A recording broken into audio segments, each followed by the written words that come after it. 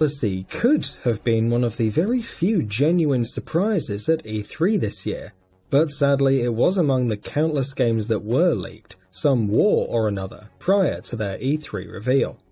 The leak forced Ubisoft's hand, leading to them confirming the game's existence with a very brief tease a few days before E3, while subsequent leaks continue to reveal even more information about the game still. However, it was only after Ubisoft's recently held E3 press event that we got our first good and official look at Assassin Creed Odyssey, where we were able to learn a great deal of new information about the game. Remember how last year's Origins was being called a Witcher 3 clone in Assassin's Creed's clothing? Well, that's going to be doubly true for Odyssey, though perhaps clone is the wrong word to use here. Because not only is Odyssey going to be structured more or less like Origins was, which in turn is structured like the CD Projekt Red RPG and other Witcher 3 inspired games like Horizon, it's also going to feature everything else you might expect to see in a game of that ilk. How? Well, that's why we're here. Here in this feature we're going to talk about the 15 most major talking points about Assassin's Creed Odyssey. There really is a lot to talk about, so let's jump right in. Setting. One of the first things that people ask about anytime a new Assassin's Creed game is announced is where it will be set, and what era it will take place in. Well, Odyssey's setting is a particularly fascinating one. The game is set in ancient Greece, sometime around 430 BCE. Interestingly enough, this is also the farthest back this series has ever gone back in the timeline. Assassin's Creed Origins is, up until now, the first chronological game in the series, which was set between 47 and 49 BCE, which means that Odyssey is going to be set roughly 400 years before that. Narrative setup. Origins was supposed to be the game that revealed how the Assassin Brotherhood was created, and it did that to a large extent. It left a few things unanswered, such as the origins of the Hidden Blade or the creed that the Brotherhood follows as gospel. It's pretty clear then that Odyssey is going to delve deeper into the origins of the shadowy group. Even if none of that were true, however, Odyssey's narrative premise would have been enough to capture interest all by itself. That's because it takes place during the Peloponnesian War, which was a bloody conflict between the Greek city-states of Athens and Sparta. It's in the backdrop of this conflict that the game's story takes place, and that's certainly enough to get us excited. Choose your protagonist. Odyssey is going to be doing a number of things that no game in the series has ever done before in its endeavour to turn Assassin's Creed into a proper, fully fledged RPG. That will start with the very beginning of the game, when players will be given the choice of who they want to play as, either as a male protagonist named Alexios, or a female protagonist named Cassandra. Unlike Syndicate, where both the Fry twins were playable simultaneously, a la GTA 5, once you pick a character in Odyssey, you're going to stick with them for the rest of the game. Protagonist's backstory. Thankfully though, Ubisoft claims that it's made sure that even though players will be choosing one of these two protagonists as their character, both these people will very much be their own persons, with clearly defined characteristics and personalities that will make them much more than just avatars, as many games might have otherwise chosen to do in the scenario of choosing which character to play as. Regardless of whether you choose Alexios or Cassandra though, some things will remain unchanged. The protagonist will be a Spartan soldier who is estranged from their home and family, and has turned into a mercenary. Interestingly enough, the protagonist will also be the grandchild of the legendary Spartan warrior and king Leonidas, a personality who might be known to fans of 300. As such, players will find themselves in possession of Leonidas' spear, which will not only serve as your primary weapon during the game, but is also being described as one of the mythical pieces of Eden. Interesting. Branching paths. Oh, but it gets better. Assassin's Creed is truly becoming a proper fully fledged RPG, and no single fact makes that as readily apparent as this one does. There are going to be branching narratives in Odyssey. Players will be able to make their own choices and decisions during both gameplay and story, and the narrative will progress based on these choices. Interestingly enough, Ubisoft has also confirmed that the game will have multiple endings. How all of this will be reconciled with the fact that Assassin's Creed is supposed to be set in a historical time rather than a fictional one should be interesting to see. Changing the course of the war. Let's stick with the decision-making mechanics in Odyssey for a while. Players' abilities to change the way the game plays out will go far beyond just picking between different branching paths in the narrative. In Odyssey, you play as a Spartan mercenary, a sword for hire, which is something that is going to play into that decision-making aspect of the game quite heavily. You will be able to take on work for both Athens and Sparta, and what you do while doing this work will have an impact on the war between the two. You can decide which side to favour in the war, while you can also just choose to do the work that pays the most. We're hearing this will also impact other things, such as availability of quests, progression of various quest lines, the ability to recruit certain characters, and more. But just to what extent all of this will be affected is something that remains to be seen. Either way, the concept, even on paper, sounds excellent, so let's hope the game implements it properly. Dialogue choices. Here's another big addition, something that 10 years ago you could never have imagined would be part of Assassin's Creed one day. But here we are, and boy are we glad for this. Assassin's Creed Odyssey will feature dialogue options.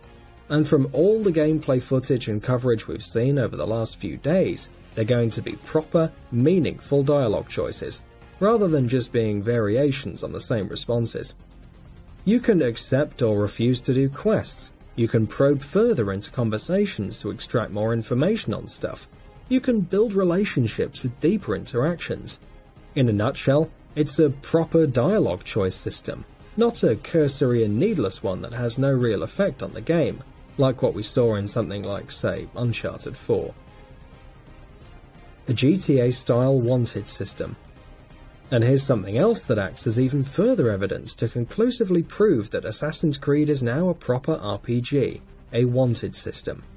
So, if you think that you can get away with killing enemies, then think again. There is a consequence-based system, which will ensure that patrols will get after you, seeking for revenge should you kill any of the citizens or enemies within the game. The map. The map has been one of Assassin's Creed's core pillars since the franchise's inception. Map design and map size are things that can make or break an Assassin's Creed game, or any open-world game for that matter. And thankfully, these are also areas the series has rarely, if ever, disappointed in. Origin's Ancient Egypt last year, in fact, was perhaps one of the best open-world maps of the last decade or so. Not only was it beautiful, it was also absolutely massive and full of interesting things to do and see. Odyssey, though, is going to be even bigger. We don't have the exact numbers and figures to figure out how much bigger than its predecessors it will be, but we do know that it's going to be the biggest Assassin's Creed map to date. It should be noted, though, that vast portions of the map are going to be covered in the sea. Oh, and that brings us to our next point. Naval combat. If there's one thing, the only thing I will forever be grateful to Assassin's Creed 3 for, it's that the game, which was otherwise a bitter disappointment, introduced the series, much to everyone's surprise, to naval traversal and combat. The mechanic was so popular that Ubisoft built an entire Assassin's Creed game around it with Black Flag, which, according to almost every series fan, is one of the best, if not the best, Assassin's Creed games. And then spawned an entirely new upcoming IP built around the mechanic with Skull and Bones. And now, naval combat is going to return to the series with Odyssey.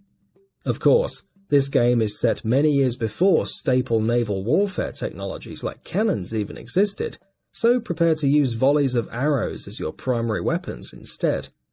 Additionally, your ship and your crew will also be upgradable and customizable.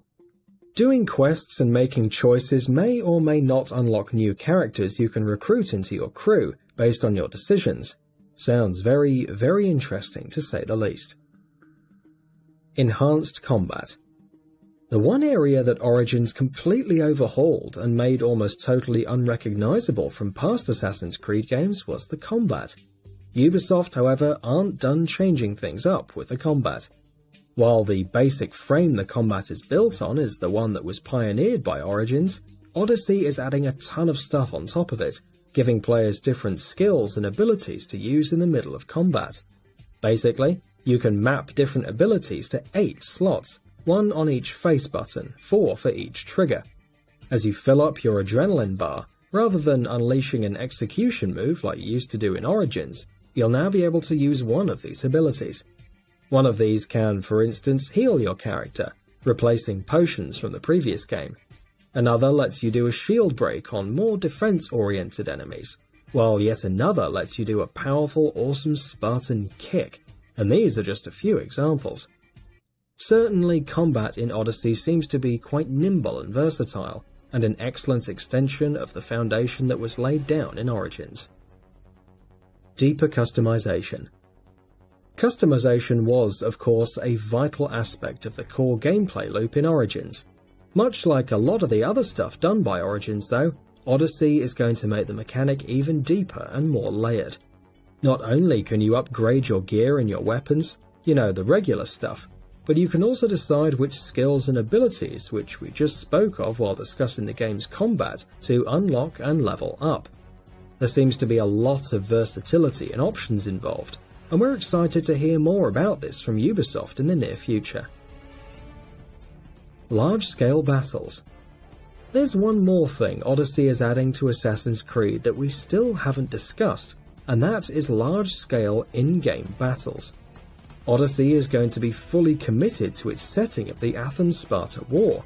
In fact, battles between the two warring sides are going to be an actual, fully fledged gameplay mechanic in the game.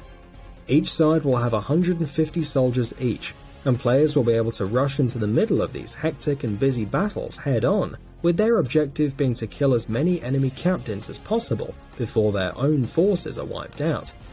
We saw a brief section of this during Ubisoft's E3 press event, and from what we've seen, it looks incredible.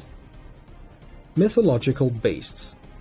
Assassin's Creed has of course always been a franchise steeped in historical events, and has maintained at least some semblance of accuracy. It has also, however, often taken liberties with what's real and what isn't every now and then. Assassin's Creed Odyssey is going to do that too. Of course, it's not going to be a completely fantasy-focused game. No, only elements of it, but even those elements seem pretty cool. Mythological Greek beasts such as the Minotaur and Medusa are going to be included in the game.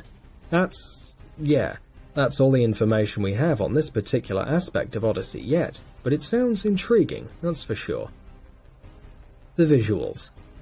And lastly, let's talk a little bit about just how beautiful Assassin's Creed Odyssey looks from a visuals perspective.